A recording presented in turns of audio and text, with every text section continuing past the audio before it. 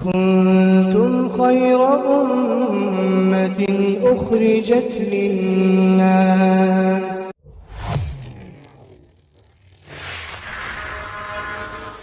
جو کہا کرتا تھا انا ربکم الاعلی کہ میں سب سے بڑا خدا ہوں. اللہ تو خوب جانتے تھے کہ وہ دعوت بھلا کیسے قبول کرے گا، وہ تو قطعاً قبول نہیں کرے گا. لیکن اللہ اپنے بندوں سے کتنی محبت کرتے ہیں کہ جو خدائی کا دعویٰ کر رہا ہے اس کے پاس بھی اپنے نبی کو بھیج رہے ہیں. اور کیا کہہ کے بھیج رہے ہیں کہ اے موسیٰ جاؤ اور دعوت دو، سنو، ذرا نرمی سے دعوت دینا، ہو سکتا ہے وہ تمہاری دعوت قبول کرے. یعنی اللہ کو اپنے بندوں سے کتنی محبت ہے، کتنا پیار ہے. سنو ذرا نرمی سے دعوت دینا، ہو سکتا ہے وہ تمہاری دعوت قبول کرے. تو ایک دعوت کا ایک مزاج ہے، دوسروں کو بات سمجھانے کا ایک مزاج ہے، نرمی کے ساتھ، پیار کے ساتھ، محبت کے ساتھ.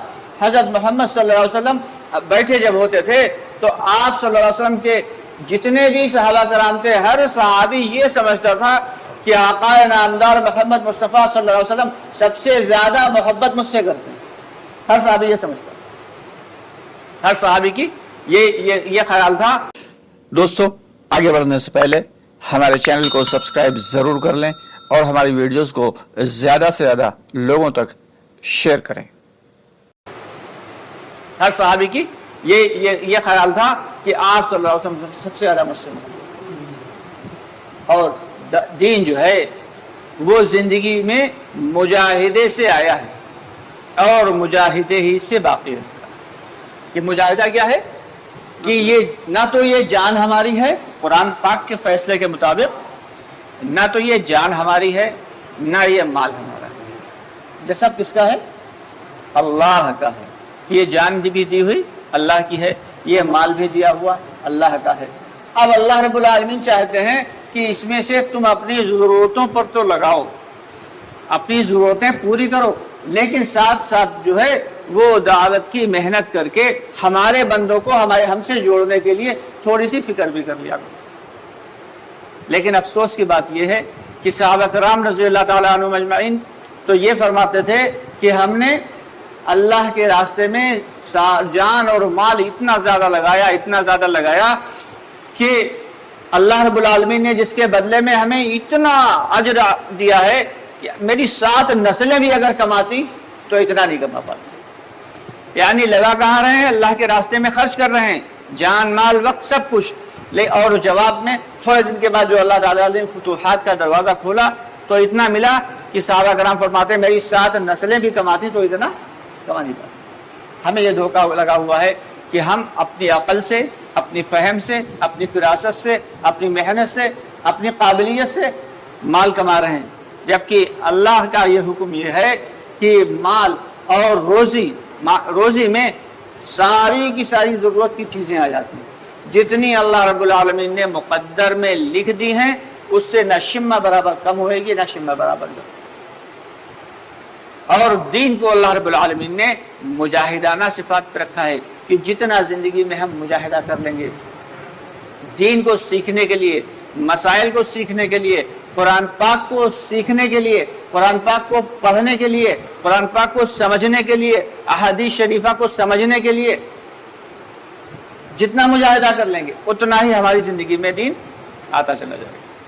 جتنا ہم دوسروں کے اوپر محنت کر کے انہیں اللہ سے جوڑنے کے لیے جو ہے جد و جہد کریں گے، کوشش کریں گے، اتنا ہی ہماری زندگی میں دین آتا چلا جائے گا.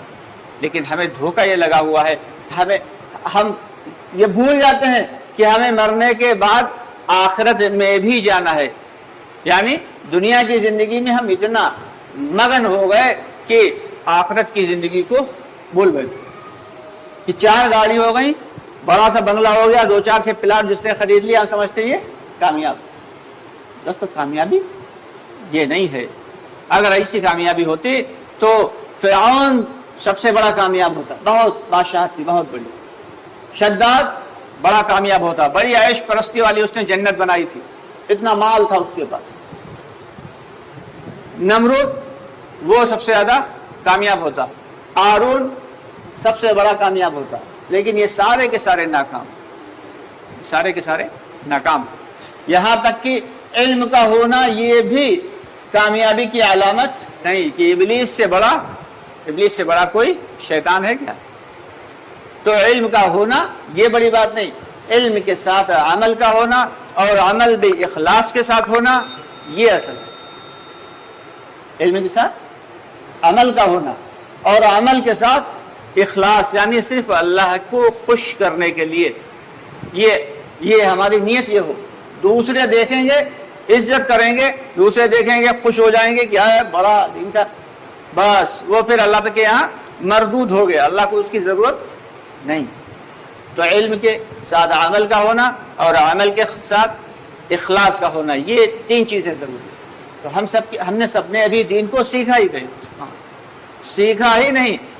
میرا اللہ مجھ سے کیا چاہتا ہے، قرآن پاک عربی میں ہے، تو ایک تو ہم عربی ہی بہت سارے کم پڑھے، ایسے لوگ ہیں جو کم پڑھے ہیں، لیکن جس نے قرآن پڑھ لیا وہ سمجھتا ہے بس اتنا ہی کافی ہے۔ اس کو قرآن کا پڑھنا کافی نہیں ہے، بے شک ثواب تو مل جائے گا، ہر حرف پہ 10 نیکی کا اللہ کا وعدہ ہے، لیکن قرآن کو سمجھنا بھی تو ہے کہ میرا اللہ مجھ سے چاہتا کیا ہے، میرا اللہ ہمیں کیا میسج دینا چاہ رہا ہے، میرے اللہ کا پیغام کیا ہے۔ یہ کلام پاک غیر ایمان والے نے، یورپین نے جو ہے وہ قرآن کے اوپر ریسرچز کر کے اور ایسی چیزیں ایجاد کر لیں جس کا ہم گمان بھی نہیں کر سکتے، اور آج ہم قرآن کو پڑھنے کی اور سمجھنے کی کوشش ہی نہیں کرتے۔ اسی طریقے سے احادیث نبویہ جو ہیں وہ بھی عربی میں ہیں، ان کو بھی پڑھنا ہے، ان کو بھی سیکھنا ہے، ان کو بھی سمجھنا ہے کہ میرے نبی ہم سے کیا فرما کے گئے اور ہم کس طریقے کی زندگی گزار رہے ہیں، یا آپ صلی اللہ علیہ وسلم کے احکامات کیا ہیں، کہ ہماری زندگی ویسی گزر رہی ہے کہ ابھی ایک شخص جو ہے وہ اگر اپنی داڑھی کو مڈا دیتا ہے، اس کے بارے میں ایک فتویٰ آیا، تو داڑھی کا مڈا دینا یہ ایک، ہم اکثر لوگ کہہ دیتے ہیں سنت ہی تو ہے، اکثر لوگ کہہ دیتے ہیں سنت ہی تو ہے، لیکن یہ وہ سنت ہے کہ جس کی ہم سب کے آقا نامدار محمد مصطفیٰ صلی اللہ علیہ وسلم نے تاکید فرمائی ہے، یہ موقدہ ہے، بلکہ کچھ علماء کرام کے نزدیک تو واجب ہے، ایک مشت داڑھی کا ہونا یہ واجب ہے۔ ہم سنتوں کو اس لیے چھوڑ دیتے ہیں کہ سنت ہی تو ہے، تو سنت پہ عمل نہ کرنا، کسی بھی سنت پہ، نبی پاک صلی اللہ علیہ وسلم کی سنت پہ عمل نہ کرنا اتنا بڑا گناہ نہیں، لیکن اسے ہلکا سمجھنا یہ دین سے نکال دینے کا ذریعہ بن سکتا ہے، دین سے نکل جانے